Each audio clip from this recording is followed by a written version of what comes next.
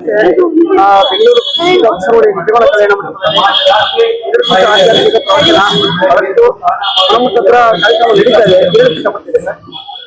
ಹೌದು, ಇದು 12ನೇ ವರ್ಷದ್ದು.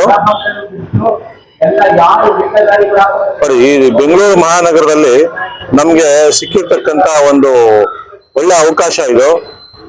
ಪ್ರತಿ ವರ್ಷ ಕೂಡ ಈ ಆಷಾಢ ಮಾಸದಲ್ಲಿ ಉಜ್ಜಯಿನಿ ಸದ್ಧರ್ಮ ಸಿಂಹಾಸನಾಧೀಶ್ವರರಾದಂತ ಶ್ರೀ ಶ್ರೀ ಶ್ರೀ 1008 ಜಗದ್ಗುರುಗಳು ನಮಗೆ ಪ್ರತಿ ವರ್ಷ ಇಷ್ಟಲಿಂಗ ಮಹಾಪೂಜೆ ಬೆಳಗಿನ ಜಾವ ಮತ್ತು ಸಂಜೆ ಆಶೀರ್ವಚನ ಎಲ್ಲ ಎರಡೂ ನಡೆಯುತ್ತೆ.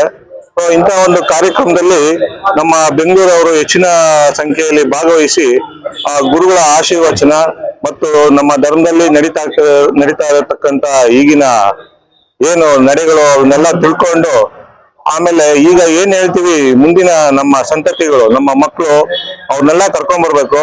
ಏನಾಗ್ತಿದೆ ಇಂಥ ಕಾರ್ಯಕ್ರಮಗಳಲ್ಲಿ ಎಲ್ಲೇ ನೋಡಿದ್ರು ವಯಸ್ಸಾದವರು ಅಂದ್ರೆ ನಂತರ 50+ ಇರೋರೇ ಬರ್ತಾ ಇದೀವಿ.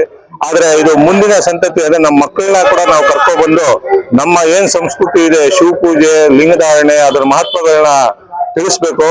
ಇಲ್ಲ ಅಂತಂದ್ರೆ ನಮ್ಮ ಸಂಸ್ಕೃತಿನ ಕಳೆದೋಳದಲ್ಲಿ ನಮ್ಮ ಪಾತ್ರ ದೊಡ್ಡದಾಗುತ್ತೆ. ಯಾಕಂದ್ರೆ ಇವತ್ತು ಜೆನ್ಜಿ ಅಂತ ಏನ್ ಕರಿತೀವಿ, ಈ ಸೋಷಿಯಲ್ ಮೀಡಿಯಾದಲ್ಲಿ ಕಳೆದೋಗಿದ್ದಾರೆ.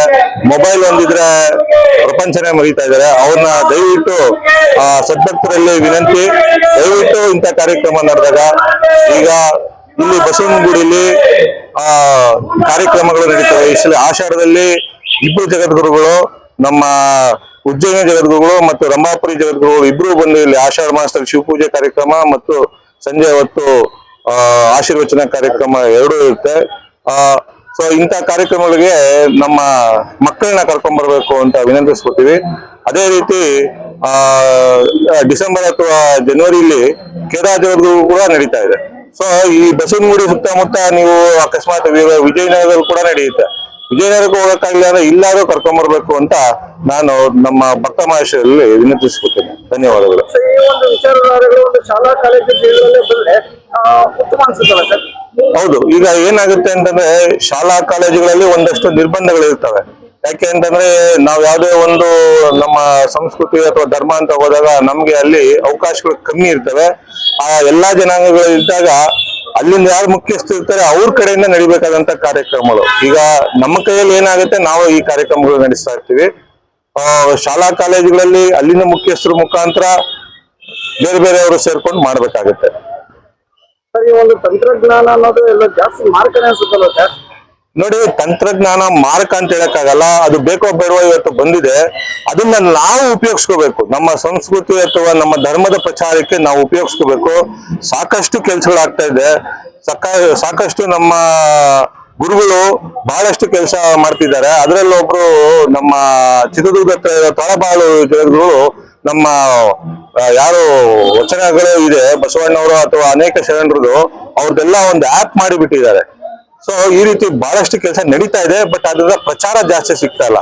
ಆ ಪ್ರಚಾರಗಳು ಸುದ್ದಿ ಮಾಧ್ಯಮಗಳಲ್ಲಿ ಜಾಸ್ತಿ ಬರಬೇಕು.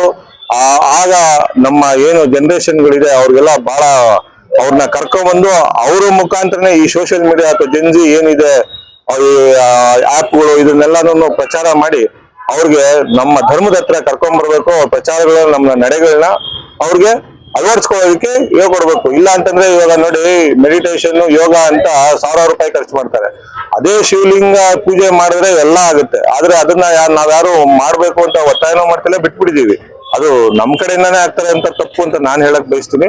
ಆದ್ರೆ ಪ್ರಯತ್ನ ಪಟ್ಟರೆ ಬರ್ತಾರೆ ಅವ್ರು ವಾಪಸ್ಸು. ದಯವಿಟ್ಟು ಎಲ್ಲರೂ ಪ್ರಯತ್ನ ಮಾಡ್ಬೇಕು ಅಂತ ಕೇಳ್ಕೊತೀನಿ.